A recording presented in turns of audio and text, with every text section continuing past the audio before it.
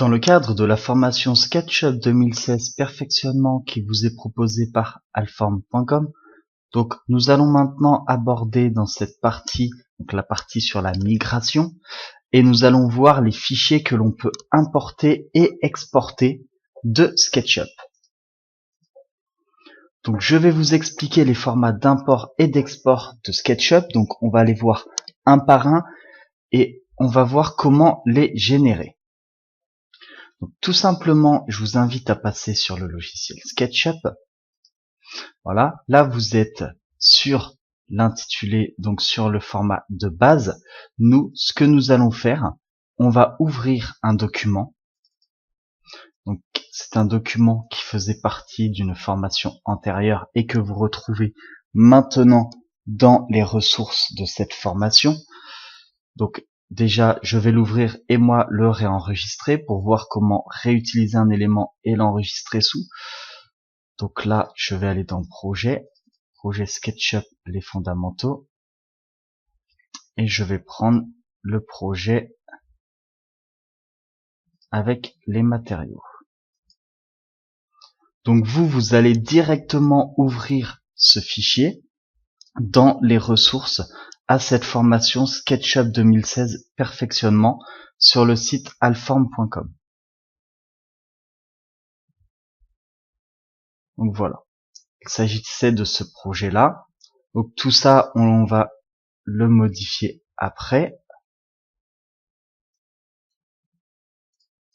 Voilà, et on va l'enregistrer. Donc enregistrer sous.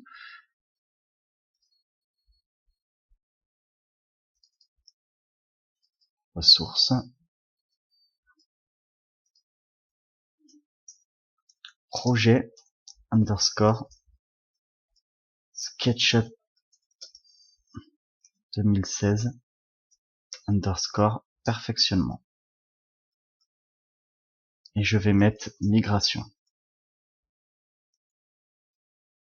Je l'enregistre en point escapé. Alors, à savoir, en fonction de la version de SketchUp que vous avez déjà dès maintenant, je peux vous montrer que vous avez plusieurs formats escapés. Donc, qui vont en fonction des versions de SketchUp. Puisque bien évidemment, si vous travaillez sur une version 2016 et qu'après vous voulez ouvrir votre document sur une version antérieure, ça ne marchera pas. C'est-à-dire, si vous travaillez sur 2016 et que vous voulez ouvrir demain sur un SketchUp en version 2013, votre fichier ne fonctionnera pas. Donc, dans ce cas-là, enregistrez-le sur une version bien antérieure. Par contre, si vous travaillez sur une version 2013 pour passer à une 2016, là, votre fichier s'ouvrira sans aucun problème. Donc, moi, bon, ne le mettez pas sur la dernière version. Nous, on va rester en point escapé qui sera le 2016, mais à savoir que si vous avez ce cas-là, vous pouvez le faire directement en faisant un enregistré sous et vous choisissez votre version de SketchUp. Donc voilà, là maintenant, on travaille sur notre nouveau fichier.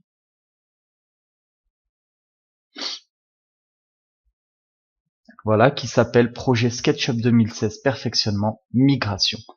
Donc si vous ne l'avez pas celui-là comme vous avez pu faire avec moi directement, je vous invite à aller bien évidemment sur les ressources de cette formation SketchUp, donc sur le site alform.com, et vous prenez ce fichier qui s'appelle projet SketchUp 2016 Perfectionnement Migration. Vous l'ouvrez et vous arrivez donc sur ce fichier-là. Là ensuite, on va voir comment on peut exporter ce projet. Donc vous avez l'exportation en modèle 3D.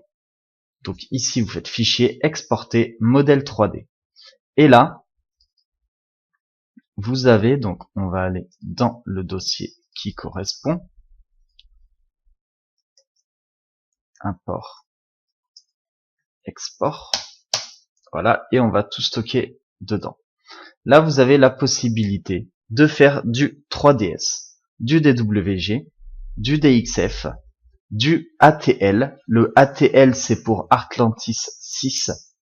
Le Collada en DAE, le FBX, le IFC, le KMZ pour intégrer votre modélisation à Google Earth, le point obj, le WRL et le XSI. Là, on va par exemple enregistrer en point obj. Donc on va rester en point obj et là vous avez des options supplémentaires. Vous avez des options d'exportation. Donc là ici en cliquant sur options, la géométrie, vous avez la possibilité de trianguler toutes les faces, c'est-à-dire que vous allez créer un maillage sur vos faces. Ici vous avez la possibilité d'exporter les faces recto verso. Vous avez la possibilité d'exporter les arêtes. Les matières, vous pouvez également exporter les plaçages de texture ou pas. Et les échelles, vous pouvez lui demander de permuter les coordonnées X, Z sur la verticale. Et les unités, vous pouvez reprendre les unités du modèle qui sont les millimètres, mais si vous voulez d'autres unités pour votre exportation de votre point obj, vous pouvez bien évidemment les sélectionner ici. Donc là, on va rester en unité du modèle. Et on va l'appeler, on va mettre un underscore obj en plus de ça, mais il aura l'extension .obj. Donc là, si je veux réouvrir après mon document, donc on va le laisser se générer, notre .obj. C'est assez rapide puisque c'est un format basique, mais qui est importable dans beaucoup de logiciels de 3D.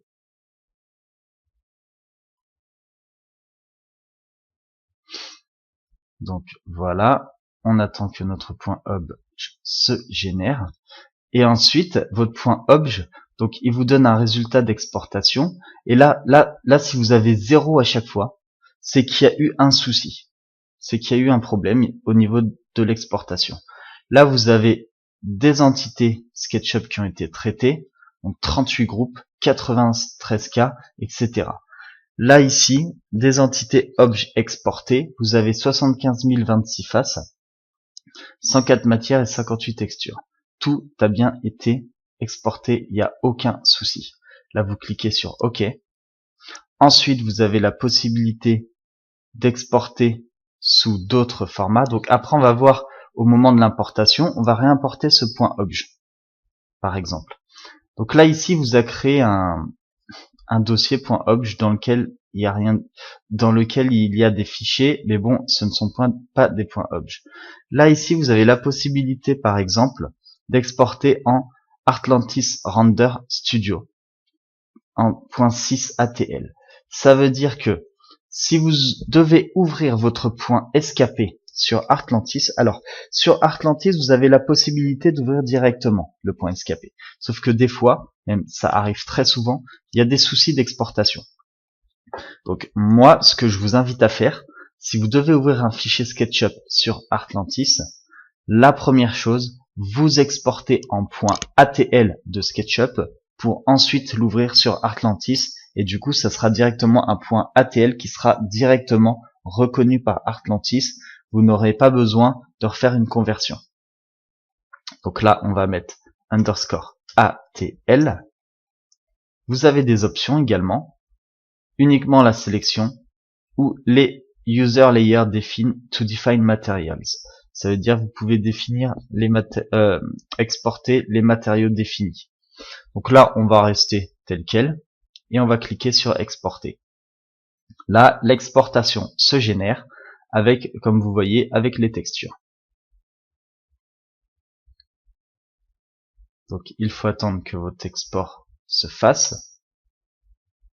Et ensuite, on va voir comment importer d'autres éléments, par exemple le point obj que l'on a généré. Donc là, vous vérifiez qu'il y a bien des numéros ici, que ce soit pas à 0. S'il y a bien des numéros, c'est que l'exportation s'est bien générée. Ensuite, vous cliquez sur OK. Là, on va faire un fichier nouveau. Donc maintenant, on va voir comment ouvrir un autre document. Et vous allez voir qu'en fait, la subtilité sur SketchUp, c'est que vous pouvez exporter des éléments, donc des points obj, etc., en 3D, et par contre vous ne pouvez pas les réimporter. Vous ne pouvez importer seulement certains éléments. Alors c'est ça qu'il faut faire super attention, c'est qu'on peut se dire on peut exporter des éléments, donc après on peut les réimporter. Eh bien non, tout simplement parce que dans SketchUp, donc vous pouvez importer seulement des fichiers qui sont des fichiers images ou des fichiers DWG. C'est-à-dire ce sont des fichiers qui sont en 2D et non en 3D.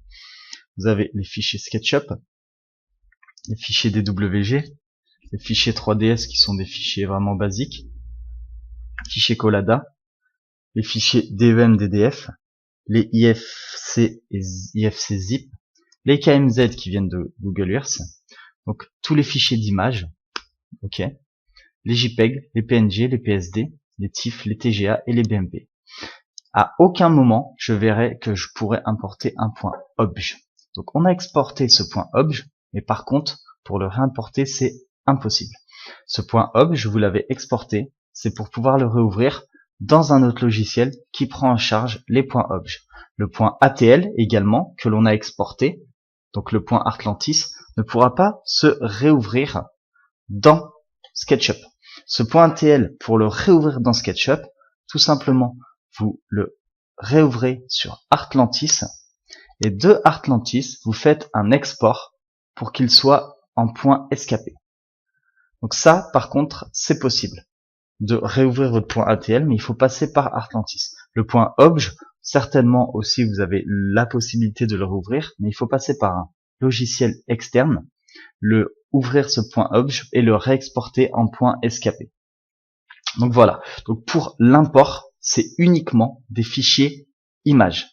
Ce sont des fichiers images ou des fichiers qui sont en lien direct avec SketchUp.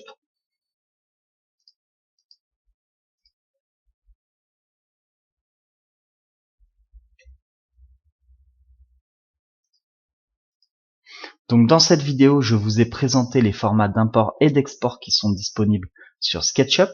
Et alors, on a vu la petite subtilité, c'est qu'on a exporté des fichiers en 3D, des points obj et des points ATL notamment. Donc le point obj qui peut s'ouvrir sur beaucoup de logiciels, et le point ATL qui est un point qui est un format Artlantis. La subtilité, c'est que pour l'import, vous pouvez importer uniquement des fichiers images. Donc ça c'est à savoir, parce que dès le départ, on peut très bien se dire qu'au final on peut exporter des fichiers obj ou ATL et que du coup on peut les réimporter. C'est faux. On peut exporter ce type de fichiers. Ces types de fichiers vont être lus dans les logiciels correspondants, mais par contre vous ne pourrez pas les réimporter dans SketchUp. Pour les réimporter, vous serez obligé de passer via le logiciel correspondant de cette extension et le réenregistrer en point escapé. Les seuls formats 3D que vous pouvez ouvrir sur SketchUp sont les points escapés. Donc, juste à savoir, les exports tout type de fichiers, les imports uniquement fichiers images.